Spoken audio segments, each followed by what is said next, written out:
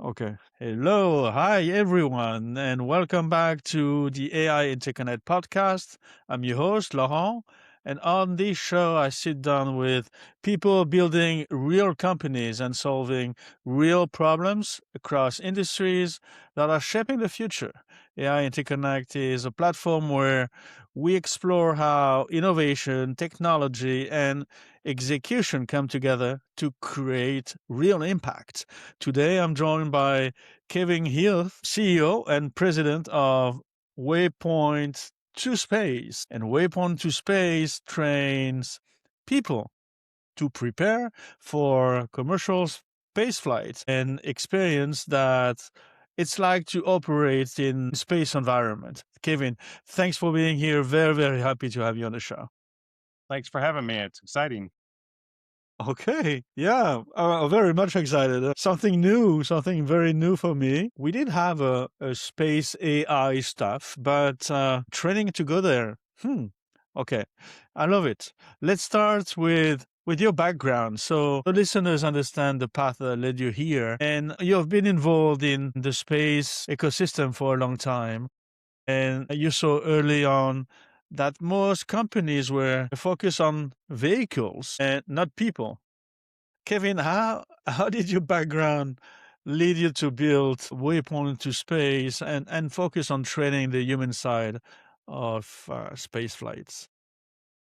Thank you. Thank you for having me. And thank you for the question. Because when I started this, people kind of thought I was nuts, but they could see where it might make sense. And over time, as we've, crafted the story and got more momentum, people are like, oh, all right, I get it. So I started out working for a small space company in Poway, California called Space Dev.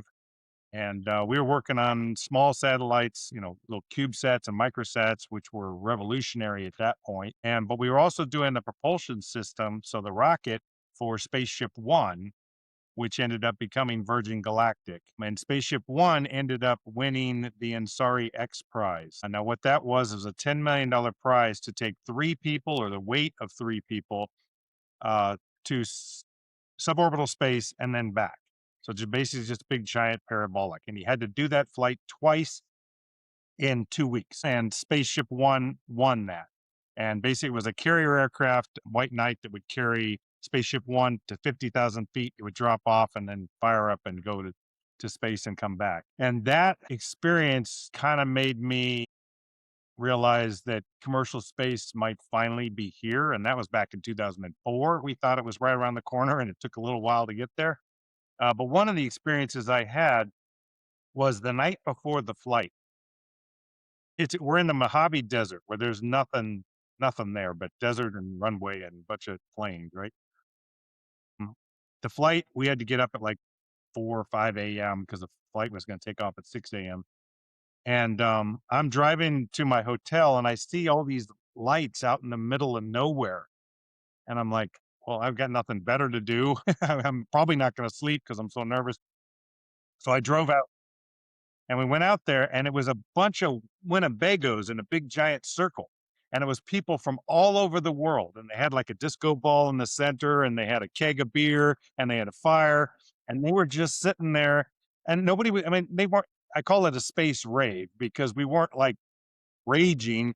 They were just sitting there having in depth conversations about what the future might hold if the flight the next day was successful, how that might change the world, and how excited they were. And these were people from all over the world that flew in just to watch this flight.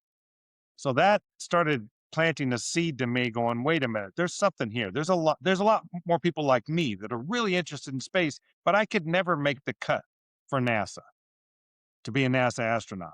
And we ran the stats, and you're more likely to be hit by lightning 60 times, 60, than be a NASA astronaut. Now, that's nothing against NASA. It's just if you look at the criteria that they use, it's very, very selective. You kind of have to fit in a very, very tiny box, right? A very tiny box. So I could never fit. I'm too tall and I'm too fat. But there's a lot of people out there like me. Like what happens if Shaquille O'Neal wants to go to space or Michael Jordan or people with disabilities? They would never be able to fly, right? So I wanted to figure out a way to let the rest of us actually participate.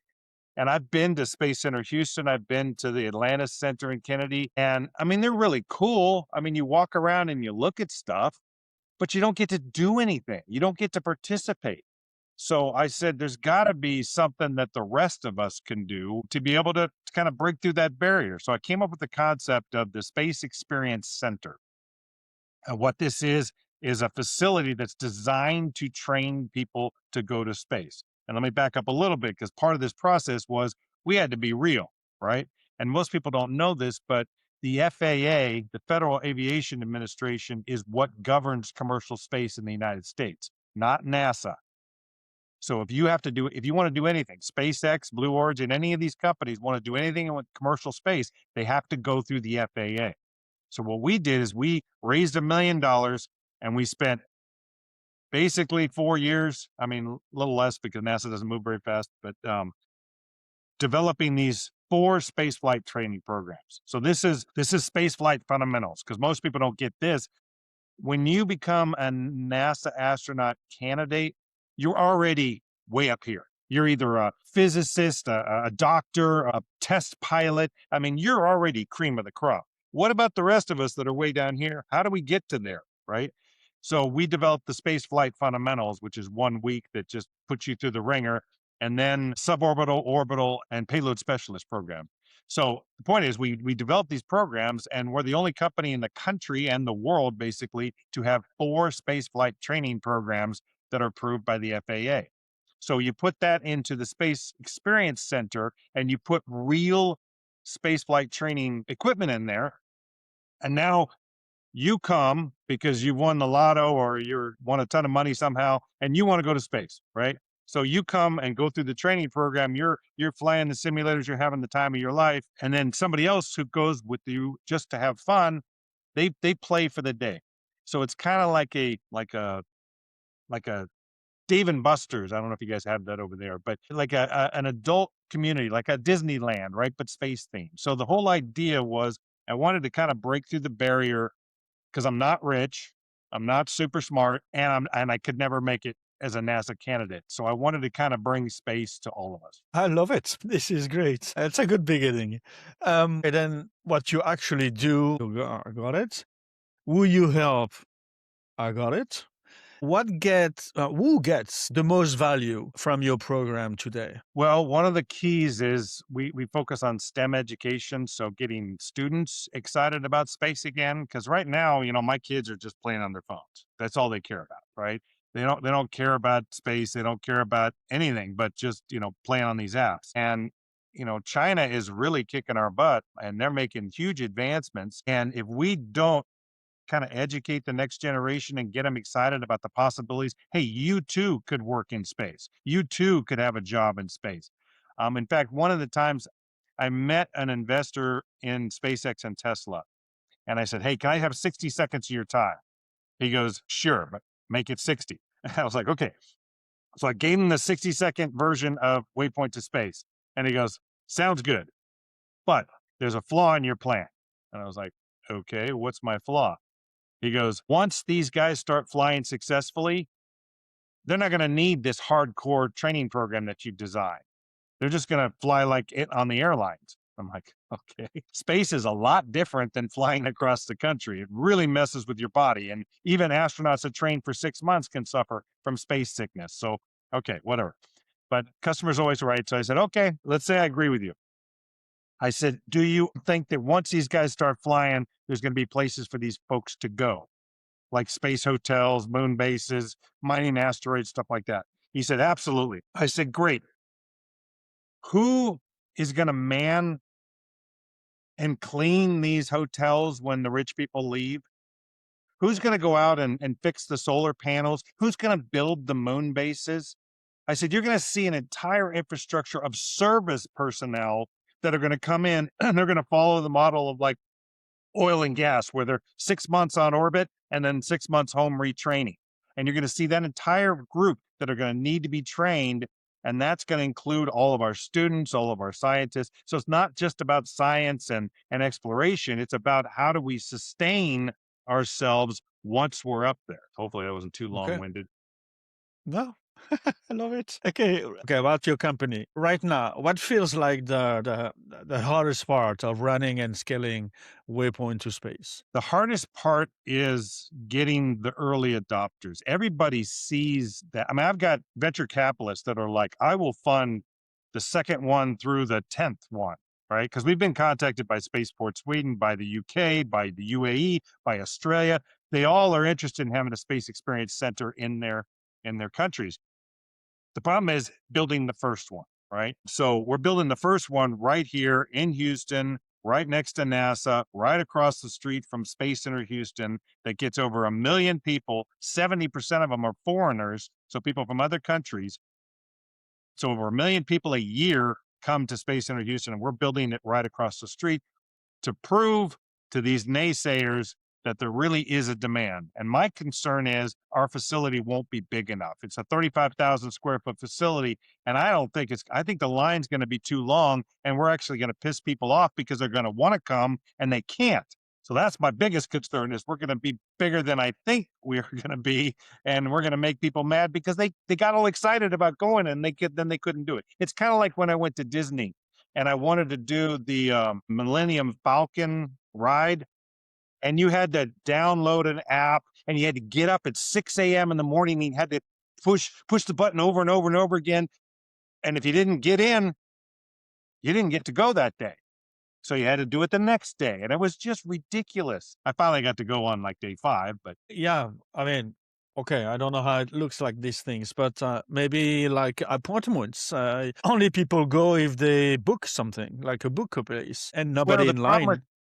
the problem with appointments is they have to be there. That was why the Disney did the app, right? Because people cancel their vacations all the time, and then you're worried about, okay, did the person actually show up?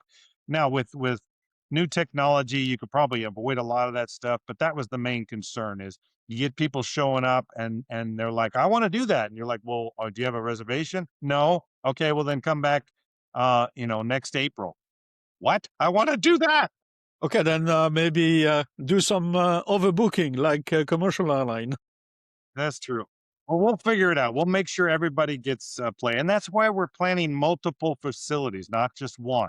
So we're going to build the first one here. Then we're looking at other places in the United States, and like I said, other places throughout the world, because we really think this is going to be a hit, and people are interested in space, and they want to just check it out. And the nice thing about it is you can come for the day and just play and get in simulators and have fun, or you can sign up for the full week to go through space flight fundamentals, and we put you in pressurized space suits and you do parabolic flights in the works. So we really train you so that when you come out of that, you're like, okay, that's good.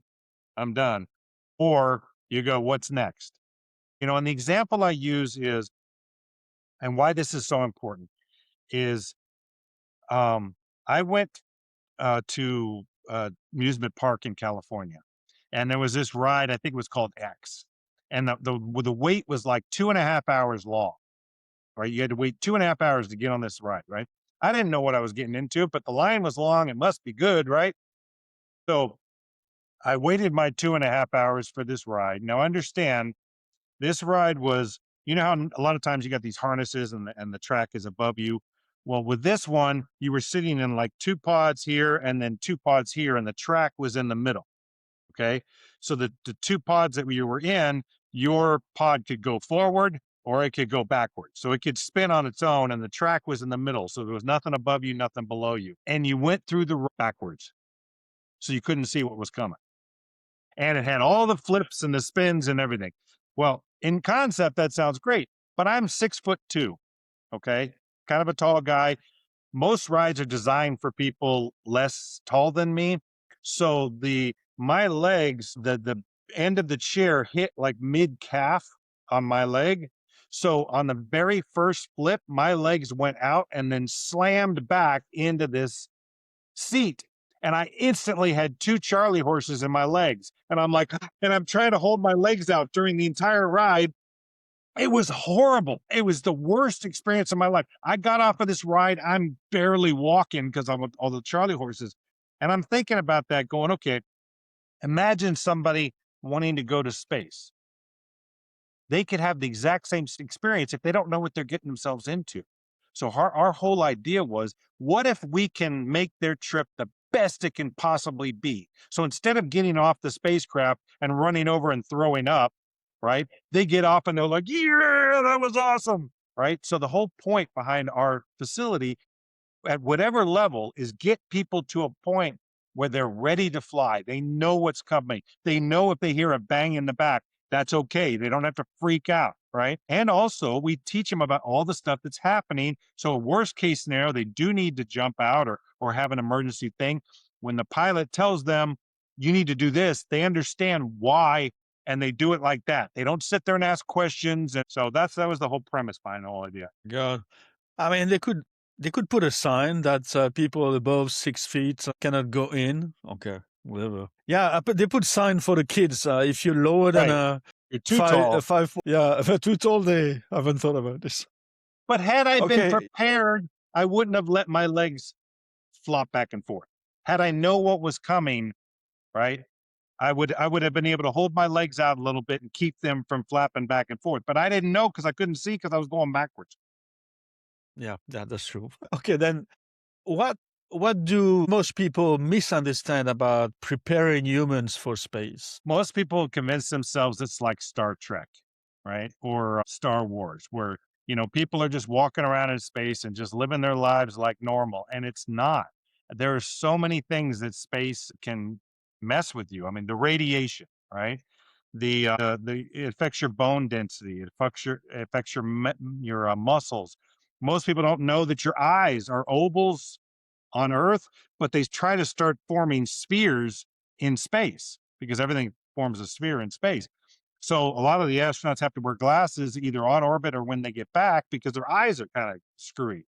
So there's a lot of things that happens to you while you're on orbit because you don't have gravity. And even if you did have something that was spinning around that would give you gravity, you still have to deal with the radiation effects, the hot and cold. So there's a lot. I mean, it's not a nice environment, right? It's not designed for humans. But like Elon Musk says, if we're going to be a species that survives, we got to get off this planet. We got to go to the moon, to Mars, to wherever, because eventually we're going to get hit again, right? I don't know how many times we've been hit already, but we've been hit plenty. And you can look at the moon and just see how many times we've had things hit that and not us, right? True. You have been working on expanding access to astronaut style experiences, obviously, including the Space Experience Center concept, as you mentioned. Looking ahead 12 to 18 months, what does success realistically looks like for Waypoint to Space? Well, we're breaking ground later this year on the very first facility. It's going to take about 18 months to build. So the big deal is going to be the grand opening, cutting the ribbon and letting people come in and that's what's going to be the most exciting part is seeing if my vision that I can't get rid of, I've had for many, many years and I can't let go, seeing if that vision actually appeals to people like I think it would. And yeah, that's beautiful. And what are you prioritizing right now? Pardon me? What are you prioritizing Oh, right now? prioritizing. Well, Prioritizing. we're finishing the designs of the facility because it's kind of we're looking at what equipment that we can get and how it would fit in the facility. So we're working on that. And we're working on our online programs because we want people to be able to go online and have some experiences before the facilities open. Also, we want them to be able to do that before they show up so they can have an idea of what they're getting themselves into. And then just the marketing aspect, right? Trying to figure out who we target. We figure we're looking at like 12 years old and up because I mean we've got smaller stuff, but we're not a kids park. We're not a space camp, right? We are training people to go to space. So we have to have the limit of 12 years old and up. Um, and then trying to figure out what is that true target market, how much of it is really training, how much of it is playing, right? Because we really believe we're going to have people come in and they're just going to play and they're going to, well, I want to come back. I want to do the actual training. So we're trying to figure out what that's going to be. And the only way you can do that is by opening the facility and seeing what the run rates are like. Of course. That's awesome. And what are you deliberately not doing? What are we deliberately not doing? Yeah. That's a good question. What are we not doing? I think we're trying to do everything. We can't be everything to everybody. So let me put that. No, We you can't cannot do do everything. everything. You need to So, prioritize a couple of things and not do all the things. well, here's what I've found over time is it has taken me, I've been working on this for almost 10 years. And most people would be like, well, why are you, if it hasn't happened yet, it's not meant to happen. And I look at it the opposite way. If it hasn't happened yet, it's because it wasn't meant to happen yet. Right. And if we had launched before COVID, we'd be out of business. Right. So I firmly believe it's happening when it's supposed to happen. And the one thing I tell all entrepreneurs, and they hate me for it because I hated it when they told me that, is you got to write a business plan. And most entrepreneurs, they think, nah, I already know it all. I don't need a business plan. Anybody asks me a question, I'm going to nail it. And sure enough, they get in front of an investor. The investor asks them a question they don't have an answer for, and they either make it up or they lie or they stumble, and they lose their chance with that investor forever. Right. So I tell them to write a business plan because it will show you the holes that you have. And then second thing is make use of the downtime. And what I mean by that is if you are going to be in front of an investor, right? You know that because you're working hard to get in front of an investor. Then work on your investor presentation now. Even if you don't have a meeting set for months, work on it now. Keep playing with it, keep circulating it around. Do things that you know you're going to need going forward. And a lot of people are like, well, I'm just too busy. I'll get to that when I need to get to it.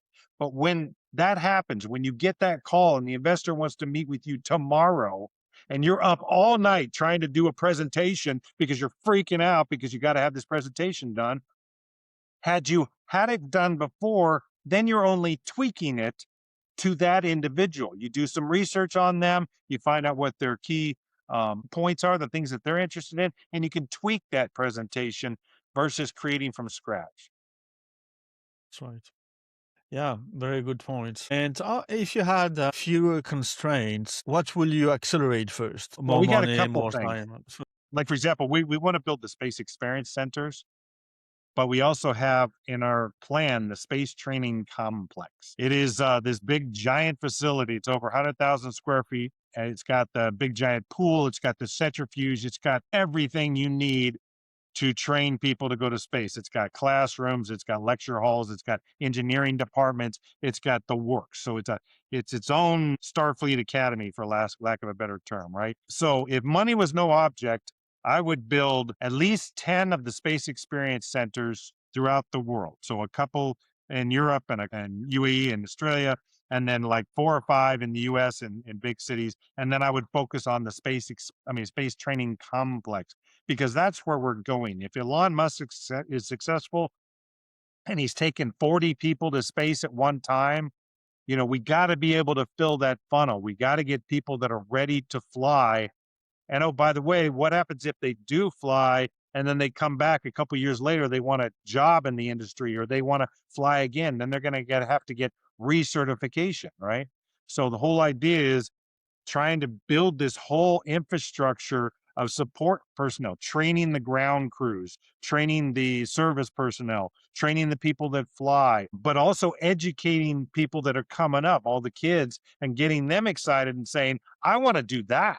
I want to get off my phone and I want to go fly to space.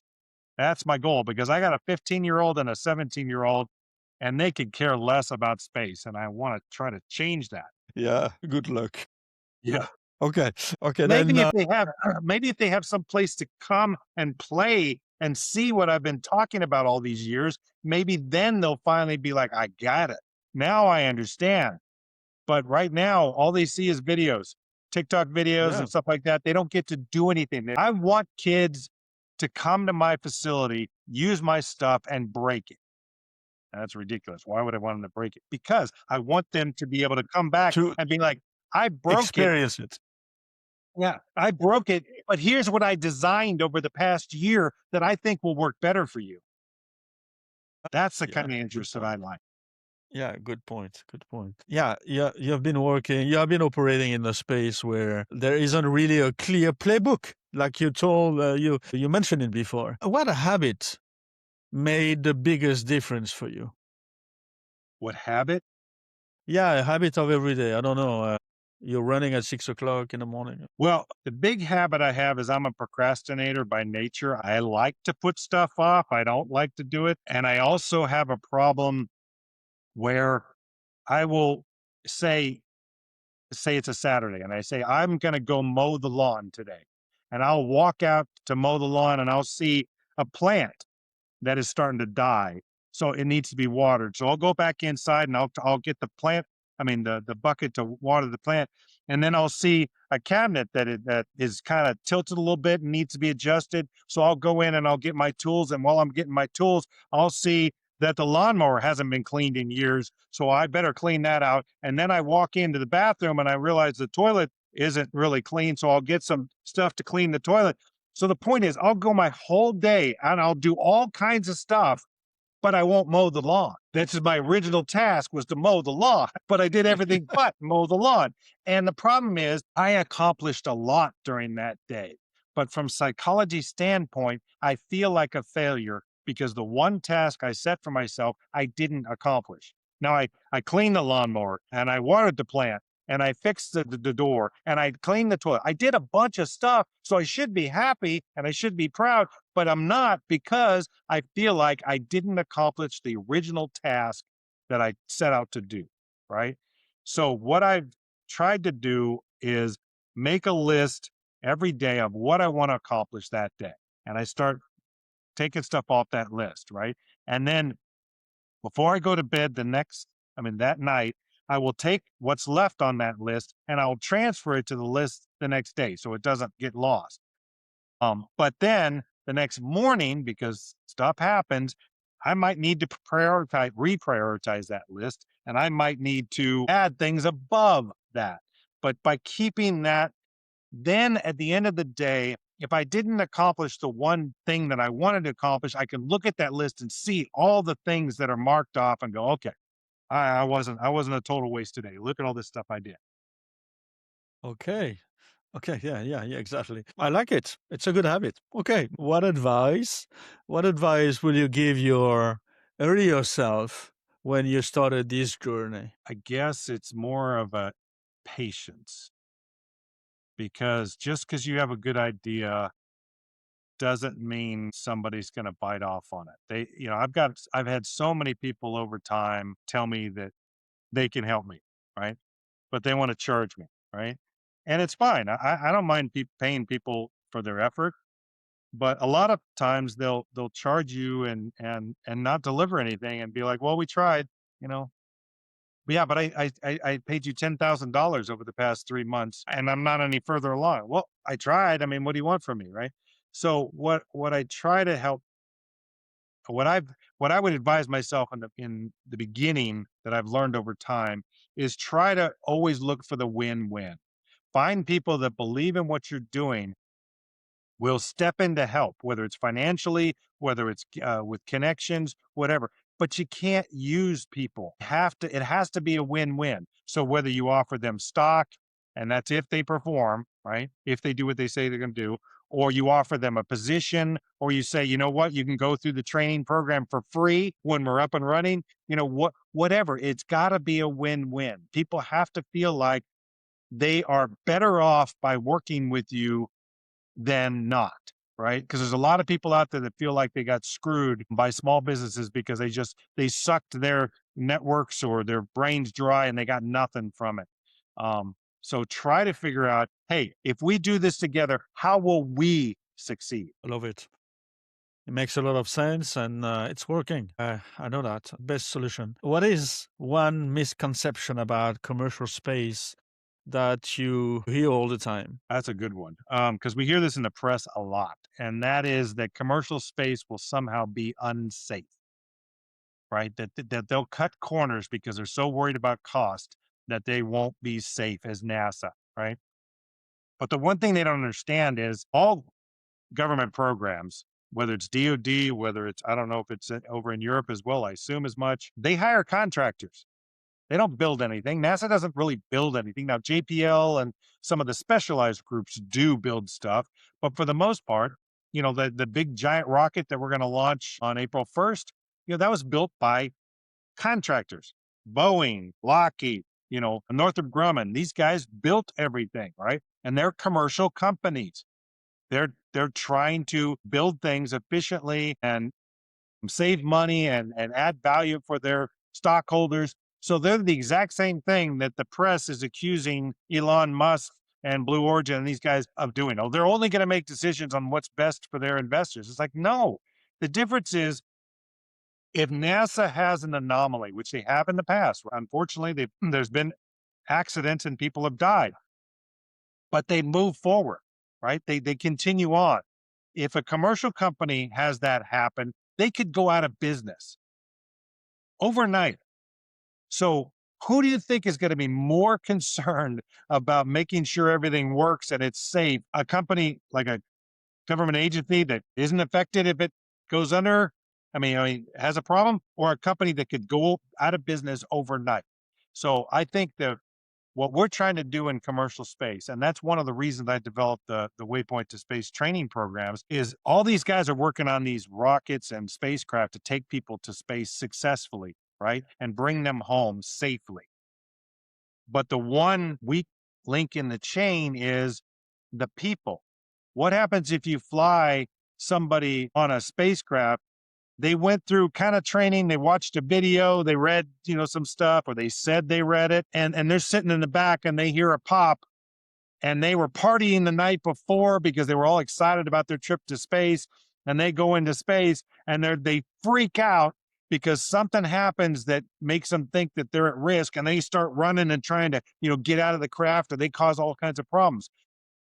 We want to make sure that if there is an anomaly, which unfortunately there will be because you have anomalies all the time, you have planes crash, you have cars crash, no matter how safe you make them, you're still going to have problems that you can't avoid because it's just human. It's just life, right? So we want to make sure that when they come and they look at what happened, that the training of the individuals was top notch, that wasn't the problem.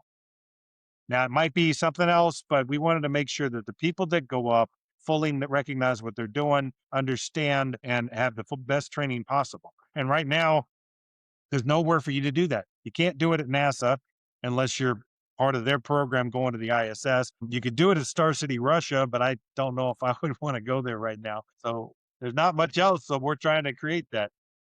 Okay, then okay. And if someone wants to get involved in the space industry today, where should they start? Well, I would do a lot of research on, and if people are already interested in space, they're already interested in this, right? So do a history of where we were and where we're going, right? Because you got to weed through with all the fake news and all the misinformation. You got to really do your own homework and see what Elon Musk is trying to do. See what the commercial space companies building the space stations like Voyager and Sierra Space and Blue Origin and the lunar landers. What are all those doing? Because what I try to tell my kids is everybody's like, well, AI is going to take over the world. Well, maybe, but space is still the new frontier. You're not going to have robots do it all, right? You're going to have humans. So what could you contribute? What could you design? And the sky's the limit. You can, use your imagination and say, I think I can do this. Now, I did have some guy contact me and say he invented warp drive. Okay, great. But I'm not I'm not a vehicle manufacturer. So you need to talk to somebody else because even if you are real, I can't help you. So do your homework and I would say follow up with companies like mine. Reach out. In fact, I just got an email from a guy yesterday that's been tracking us for the past couple months, and he's like, "Hey, I'm really interested. And I really think I can contribute." I'm like, "Great, you're a little early, but keep in touch." And I do that because I want to see if they'll really keep in touch. And sure enough, he emailed me like a week ago saying, "Hey, I'm back. You told me to touch base on this date." But what happens with the generation nowadays is that they don't get it like that. They're not interested, right? There's no. I live by a code. It's called persistency and consistency. If you're persistent in what you want and you're consistent in your effort, you will eventually get what you want. So the next generation, the people that are out there, you can't just take the first no. I mean, when I first started in sales, um, they told me that the closing rate was 30%, right? So I did the math. I said, okay, that means I got to talk to 100 people to get 30 sales, right? Instead of worrying about the no, I actually went out to get my 70 no's. If I can get my 70 no's, then I know the next 30 are yeses. And I know that's kind of a demented way of thinking about it, but that was the way I protected myself from people saying no, right? I just found a different way to address that because you got if it's your passion, you can't stop. I love it. And this is great. Kevin, thank you so much for joining. A strong insight into your journey, your industry, and the work you're doing at Waypoint to Space. Thank you so much. Right. It's great. Thank you for the Well, I work you're appreciate it. doing. Thank you very much. How are your friends? And how where can people find you, or read about your stuff and come and see you? Well, we're on all the social media, so we're on LinkedIn, Facebook, or Waypoint to Space, and it's the number two. So it's Waypoint to Space.com. You can go there. You can email us if you're interested. Just yeah, we're looking for the next generation, smartest and brightest from all over the world. Because if we're going to explore space, it's not going to be just the US or Russia. It's got to be the whole world eventually working together. And personally, I think that's the only thing that's going to save us as a human race is if we actually discover aliens in some form, because then we'll stop hating each other and start looking at them and say, okay, maybe we should worry about them, not each other. Great point. Wonderful. Kevin, so much. Thank you so much. It was Thank great. you. I really appreciate it. We'll do it very, very soon. And that's it for today's episode of AI Interconnect. And if you enjoy it, share it with someone who is building the future, or better yet, someone who should be. And until next time, stay curious, stay creative, and keep building. Thank you. Bye bye, Kevin.